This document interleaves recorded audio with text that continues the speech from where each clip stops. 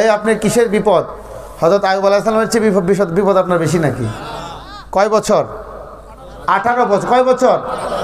সমস্ত শরীরে পোকা, সমস্ত শরীর, গন্ধে কাছেও যাওয়া যায় না। কিন্তু কি পরে আল্লাহ আলহামদুলিল্লাহ। মানুষ জিজ্ঞাসা আইয়ুব কেমন আছে? কয় আলহামদুলিল্লাহ, তাও হাসি দিয়া। কি দিয়া? 18 বছর পরে রাব্বুল আলামিন যখন জিহ্বার মধ্যে পোকা লাগাইছেন, কট করে কামড় মারছে জিহ্বায়, এবার কান্না শুরু করছে। কি শুরু করছে? আইয়ুব তুই কান্দস কেন? বলে মালিক 18 বছর পর্যন্ত আমাকে আঘাত দিছে, আমি সহ্য করছি। আমি তোমার কাছে কোনোদিন বলি নাই আমাকে সুস্থ করে দাও। আমি 18 বছর পর্যন্ত তোমার পিছন পিছন, তোমার রহমতের পিছন পিছন ছিলাম।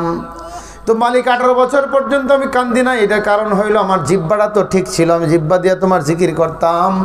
আজকে যখন আমার জিহ্বার মধ্যে কামড় দিছে, আমি তো তোমার জিকির না করে থাকতে পারবো না, এই জন্য কাঁদতেছি। রাব্বুল আলামিন বলেন, জিব্রাইল আমার বন্ধু পরীক্ষায় ফার্স্ট হয়ে গেছে, যাও আমার বন্ধুর সুস্থতার ব্যবস্থা করে দাও। আবার সেই রাজত্ব, সেই সন্তান, সেই সব কিছু ফিরাইয়া দিলেন। 1 সপ্তাহ পরে আবার কান্দে।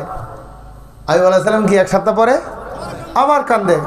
আইয়ুব এখন কান্দো কেন? রাব্বুল আলামিন 18 বছর পর্যন্ত আমার অসুখ ছিল, আমার খুব ভালো ছিল। বলে এটা কেমনে? বলে প্রতিদিন সকাল সন্ধ্যায় তুমি আমার জিজ্ঞাসা করতে, আইয়ুব তুমি কেমন আছো? আজকে 1 সপ্তাহ যাবত তো এই কথাটা আমি আর শুনি না।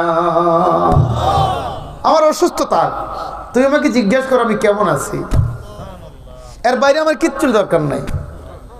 এইটা হলো রাজা মাওলার সিস্টেম। আমরা সুখের সময় আলহামদুলিল্লাহ বলি, দুঃখের সময় আল্লাহরে গালিগালা শুরু করে দিই। না, এটা হবে না। সর্ব অবস্থা মালিক যে অবস্থায় রাখে আলহামদুলিল্লাহ। বাদশাহী হালতে আলহামদুলিল্লাহ, ফকিরি হালতে আলহামদুলিল্লাহ, সুস্থ অবস্থায় আলহামদুলিল্লাহ, অসুস্থ অবস্থায় আলহামদুলিল্লাহ। আর আমাদের অবস্থা হলো যদি একটু জ্বর উঠে, ভাই কেমন আছেন? হ্যাঁ কইস না, আহা, একটু সহ্য করার ক্ষমতা নাই। অথচ উচিত ছিল সমস্ত অবস্থায় কেমন আছো আলহামদুলিল্লাহ। আমাদের একটা অভ্যাস হয়ে গেছে, কেউ জিজ্ঞাসা করলে ভাই কেমন আছেন, ভাই গরিব রেখেটা জিগায়, নাফরমান কোথাকার, বেয়াদব কোথাকার, গরিব রেখেটা জিগায়। সর্ব অবস্থায় বলবো আলহামদুলিল্লাহ। যে অবস্থা আমাকে রাখা হয়, এই অবস্থা কি বলা?